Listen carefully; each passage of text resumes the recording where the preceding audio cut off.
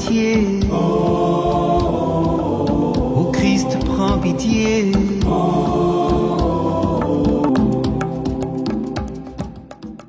Bien-aimés du Seigneur, bonjour. Bienvenue à votre rendez-vous quotidien pour découvrir la vie de nos frères les saints. Aujourd'hui, 30 janvier, l'Église fait mémoire de Sainte Jacinta. Jacinta était la dernière de la fratrie Marteau, née 2 ans après son frère Francisco. En 1917, comme son frère, elle ne savait pas lire et comme lui, elle n'avait pas encore fait sa première communion.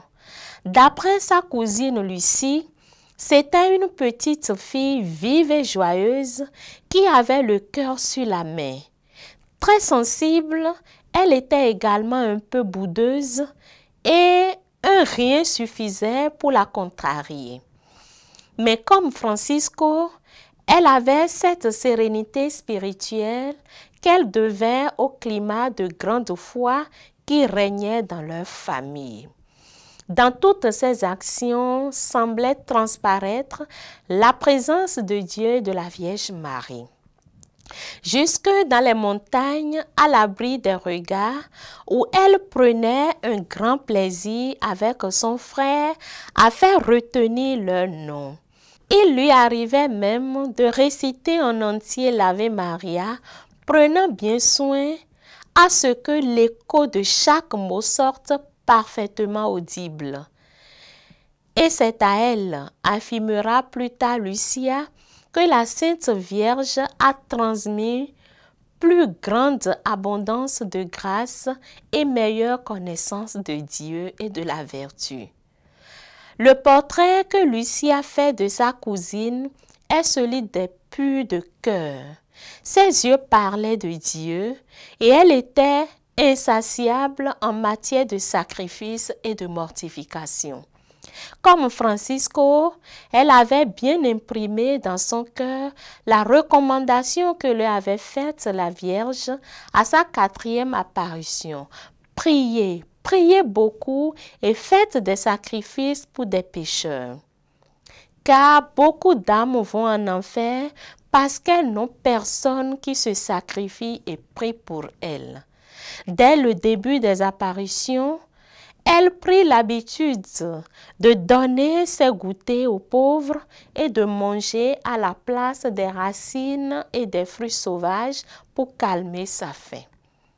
Comme ça se convertiront plus de pécheurs, disait-elle à chaque fois qu'elle se privait de boire ou de manger ou subissait des moqueries et des mauvais traitements.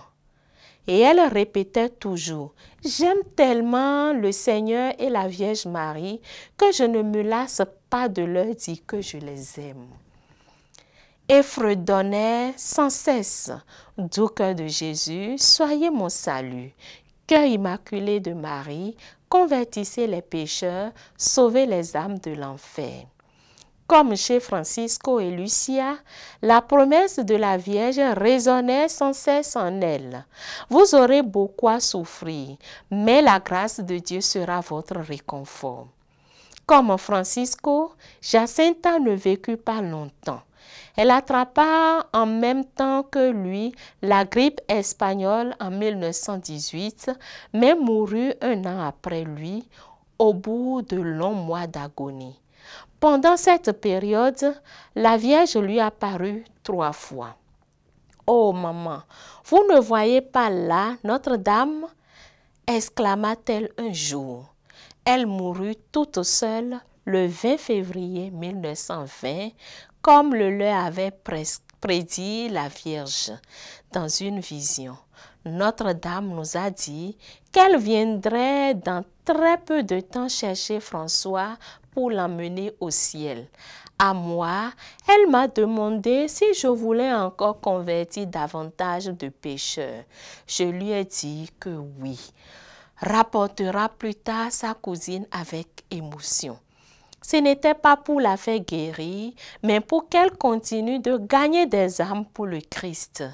Jacinta mourut sereine dans la grâce de Dieu et la Vierge Marie le 20 février 1920 à l'hôpital de Lisbonne. Que Sainte Jacinta obtienne pour chacun de nous l'amour du Seigneur et de la Vierge Immaculée. Que Notre-Dame de Fatima intercède pour chacun de nous à la prière de Sainte Jacinta. Bonne fête à tous les heureux de ce jour. On se retrouve demain pour un autre numéro avec la grâce de Dieu. Au revoir. Oh, tous les saints, priez pour nous. Oh, tous les saints, priez pour nous. Ô Seigneur, prends pitié. Ô Christ, prends pitié.